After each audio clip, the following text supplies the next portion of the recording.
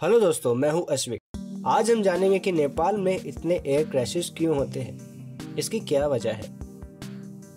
15 जनवरी 2023 को नेपाल की येती एयरलाइंस का एयरक्राफ्ट काठमांडू से पोखरा जाते समय क्रैश हो गया, जिसमें 72 लोग सवार थे, जिसमें से 68 पैसेंजर्स और 4 क्रू मेंबर्स थे।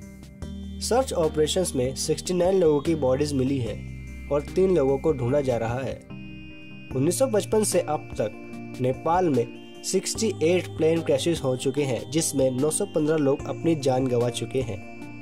15 जनवरी को हुआ एयर एक्सीडेंट अब तक का नेपाल का दूसरा सबसे भयानक एक्सीडेंट माना जा रहा है।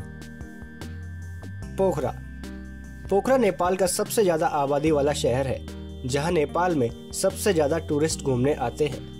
पोखरा को हिमालय का गेटवे भी कहा जाता है और यहीं से ही फेमस अन्नपूर्णा ट्रैकिंग रूट भी शुरू होता है, इसीलिए सबसे ज्यादा टूरिस्ट भी यहीं आते हैं। इसी बात को ध्यान में रखते हुए पोखरा में एक नया इंटरनेशनल एयरपोर्ट बनाया गया, जो 1 जनवरी 2023 को ओपन हुआ था।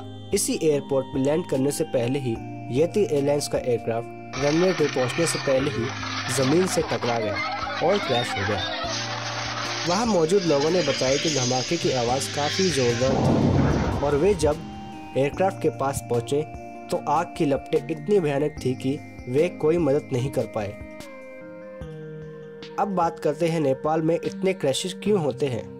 नेपाल में क्रैशेस के 3 बड़े कारण हैं, जो हर रिपोर्ट्स में सामने आए हैं। नंबर 1, मौसम और भौगोलिक स्थिति।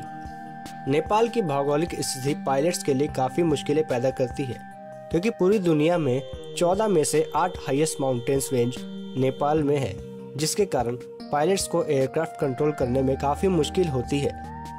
कहते हैं कि पहाड़ अपना मौसम खुद बनाते हैं, इसलिए ऐसे एरियाज में कब मौसम बदल जाता है किसी को पता नहीं चलता। ऊंचे एरियाज में मौसम खराब और धुंध आ जाने के कारण विजिबिलिटी बहुत कम हो जाती है, जिसके कारण कभी कभी पायलट्स भी मुश्किल में पड़ जाते हैं और प्लेन क्रैशेस हो जाते हैं। Number 2, infrastructure. जैसा कि हम जानते हैं कि नेपाल में काफी पहाड़ है, इसलिए वहां के ज्यादातर एयरपोर्ट्स पहाड़ों के बीच बनाए गए हैं, जिससे उन्हें रनवे छोटा बनाना पड़ता है। रनवेज की लंबाई बढ़ाने के लिए उन्हें कभी कभी घुमावदार भी बनाया जाता है, जिससे पायलट्स को लैंड करते ही स्पीड घटानी पड़ती है। ऐसे टास्क के लिए पायलट्स को अलग से ट्रेनिंग दी जानी चाहिए, जो कि उन्हें नहीं दी जाती, जिसके कारण प्लेन क्रैशेस हो जाते हैं।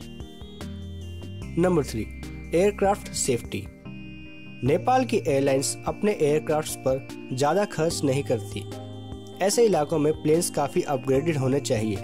नेपाल में अभी भी 10 साल पुराने एयरक्राफ्ट्स का यूज किया जा रहा है। जहां मैदानी इलाकों में 10 साल पुराने एयरक्राफ्ट्स को बैन कर दिया जाता है, वहीं नेपाल में अभी भी पुराने एयरक्राफ्ट्स का यूज हो रहा है, जिससे कि पायलट्स को एयरक्राफ्ट्स कंट्रोल करने में मुश्किल होती है और एयरक्राफ्ट्स क्रैश हो जाते हैं। आई होप कि आप समझ चुके होंगे कि नेपाल में इतने एयर क्रैशेस क्यों होते हैं और ये किसकी गलती के कारण होते हैं। ऐसे ही और वीडियोस को देखने के लिए सब्सक्राइब करें चैनल को और लाइक करें वीडियोस को। Thank you so much.